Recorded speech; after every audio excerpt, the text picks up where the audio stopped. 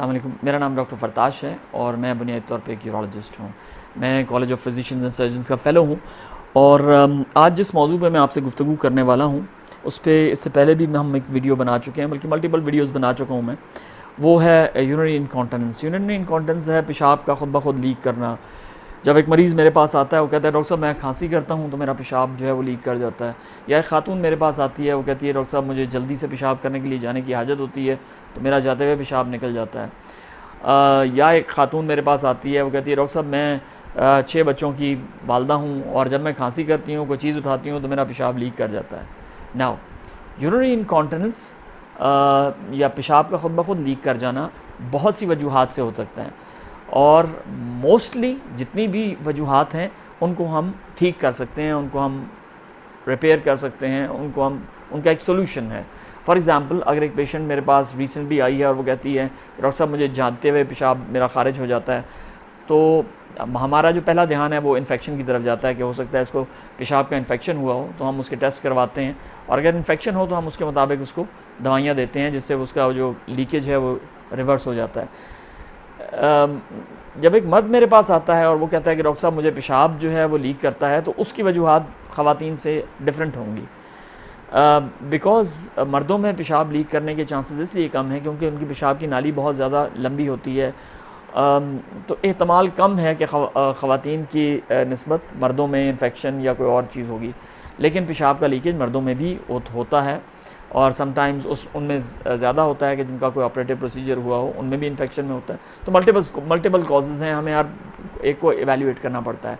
जिन ख़वातीन के बच्चे नॉर्मल डिलीवरी से हुए हों और ज़्यादा हुए हों, फॉर एग्ज़ाम्पल एक जिस तरह मैंने अर्ज़ किया कि अगर एक खातून आती है वो कहती है 6 बच्चे हैं मेरे और उसमें उसको खांसी से पेशाब निकल रहा है या उसको कोई चीज़ लिफ्ट करते हुए पेशाब निकल रहा है या ज़ोर लगाते हुए पेशाब निकल रहा है, तो इसका मतलब है कि उसके नीचे वाले पट्टे कमज़ोर हो गए हैं। ये एक पट्टों का कमज़ोर हो जाना एक अमल है जिस पे टाइम लगता है।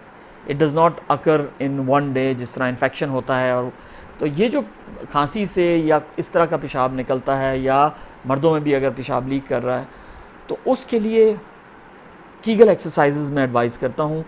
जो नीचे वाले पट्टे हैं जो आपके बड़े पेशाब की जगह को और आपकी छोटे पेशाब की नाली को सपोर्ट करते हैं और उनमें ये ताकत पैदा करते हैं कि वो बड़े पेशाब को भी रोकें और छोटे पेशाब को भी रोकें, उनको मजबूत करने के लिए एक्सरसाइजेज़ हैं जो कीगल एक्सरसाइजेज़ हैं। मैं आपको हमने जो कीगल एक्सरसाइजेज़ बनाई थी पहले, उसकी वीडियो बनाई थी, वो एक्सरसाइज फॉर इरेक्टाइल डिसफंक्शन के नाम से थी। बिकॉज़ कीगल एक्सरसाइजेज़ इरेक्शन में भी काम आती हैं, आपकी मर्दाना कमज़ोरी में भी काम आती हैं और जो पेशाब की लीकेज है उसमें भी काम आती हैं।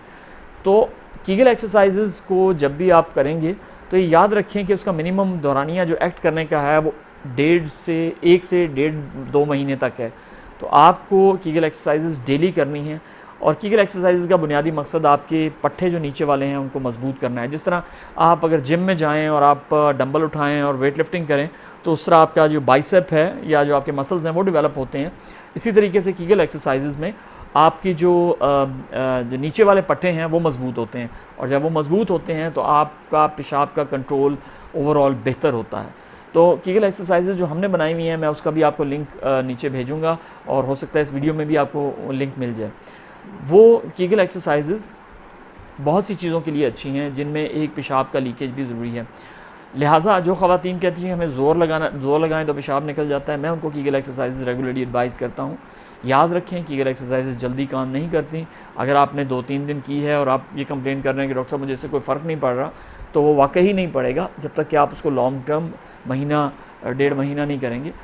और उसके साथ भी हो सकता है हमें और मैनूवर्स यूज़ करने पड़ें, क्योंकि अगर आपको कीगल एक्सरसाइजेज़ काफ़ी नहीं हैं, दवाइयाँ भी काफ़ी नहीं हैं, तो फिर हमें ऑपरेटिव सर्जरी की तरफ भी जाना पड़ता है। आपका बहुत बहुत शुक्रिया।